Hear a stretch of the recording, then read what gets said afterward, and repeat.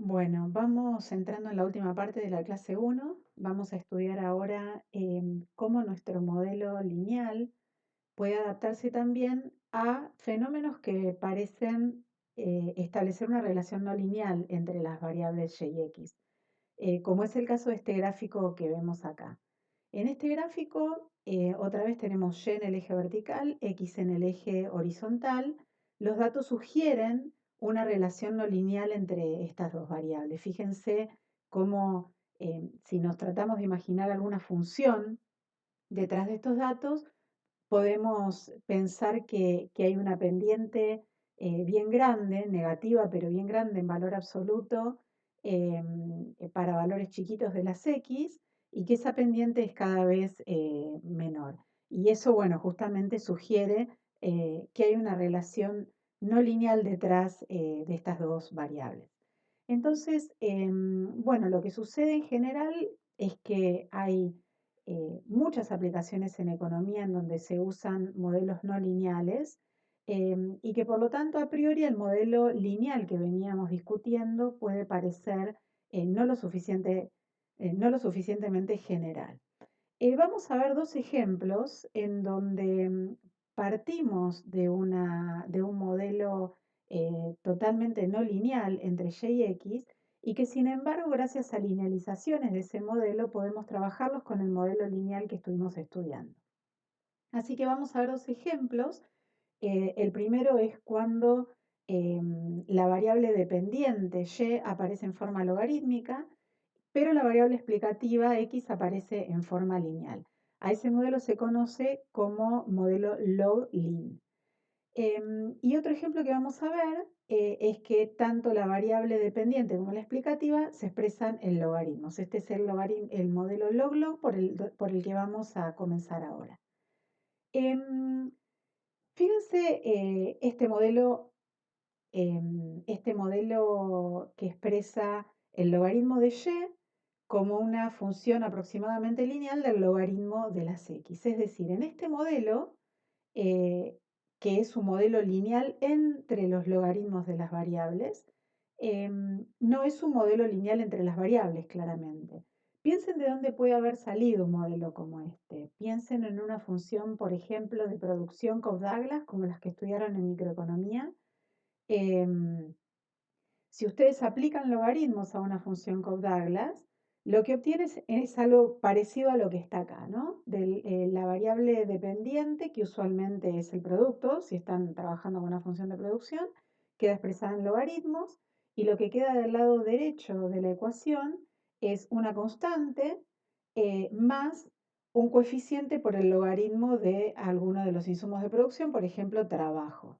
En este caso, como se trata de un modelo empírico, ya sabemos, la relación no puede ser determinística, y por eso también tenemos el término aleatorio Musubi, ¿ok? Entonces, vamos a ver cómo se interpretan los parámetros en este modelo log-log, que es un modelo, otra vez repito, es un modelo lineal, pero entre los logaritmos de las variables. Muy bien.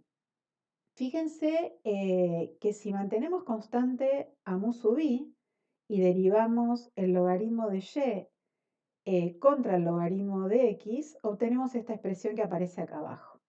Fíjense que el coeficiente beta, beta es el coeficiente que acompaña a la variable explicativa,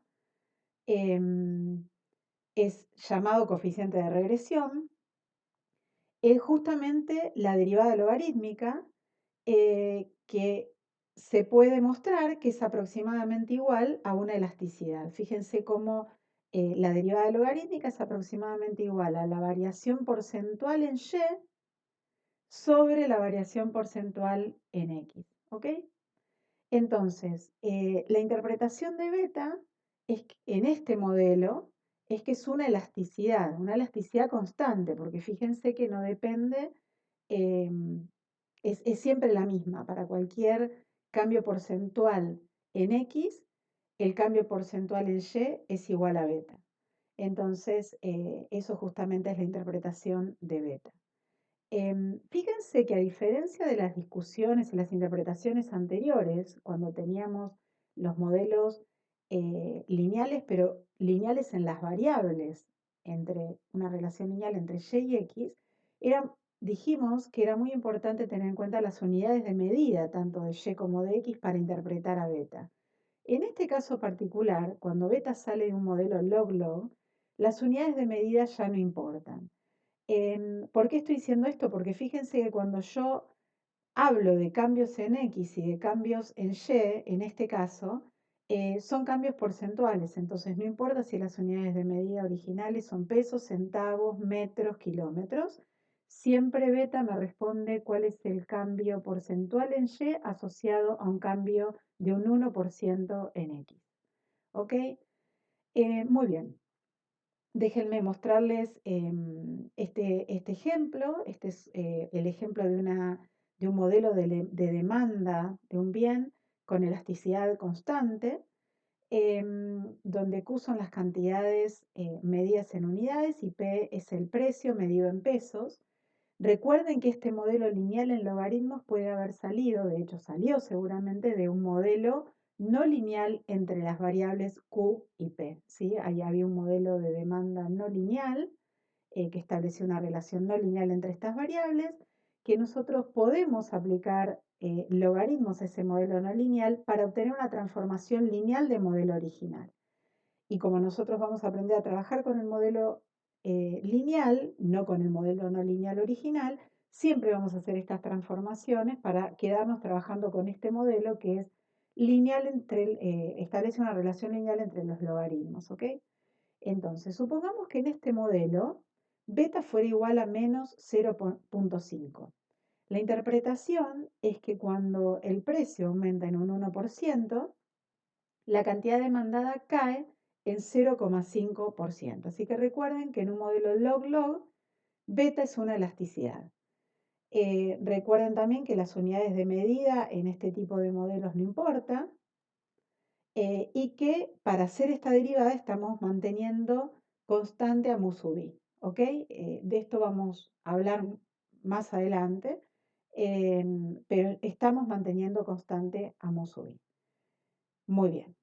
Pasemos al segundo modelo no lineal que vamos a estudiar. Es un modelo en donde solo la variable dependiente está expresada en logaritmos, pero la variable explicativa está expresada en las unidades de medida original, x. Este es el modelo log-lin o semilogarítmico. ¿Ok?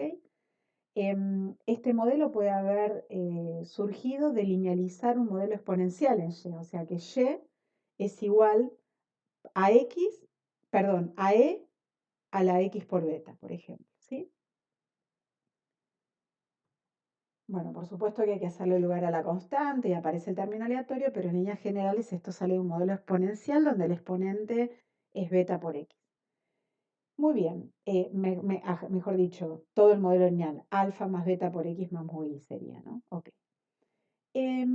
Otra vez, si mu sub i se mantiene constante, podemos derivar el logaritmo de y respecto de x, dejando constante mu sub i, y obtenemos la expresión para beta. Beta, fíjense, es la derivada del logaritmo de y respecto de un cambio marginal, no porcentual, marginal en las x. Y esta es la diferencia clave respecto del modelo log-log que acabamos de ver. En este caso, beta es una semielasticidad, porque nos dice cuál es el cambio porcentual en y, lo que tenemos en este numerador, cuando x cambia marginalmente o en sus unidades de medida, ¿no? Si x está medida en pesos, cuando x aumenta un peso. ¿Cuál es el cambio porcentual en y? Beta es una semielasticidad y para interpretarlo tenemos que, para pasar a porcentajes, ese valor primero tenemos que multiplicarlo por 100 y beta por 100 nos va a decir el porcentaje en el que cambia y cuando x aumenta en una unidad. Y ahí tenemos que decir en qué unidades de medida está cambiando x. Entonces, importante que recuerden que beta hay que multiplicarlo por 100 en un modelo semilogarítmico. ¿Ok? Y otra vez, repito, importan las unidades de medida de x, pero no las de y, porque fíjense que y está cambiando en forma porcentual. Muy bien, un ejemplo con un modelo semilogarítmico.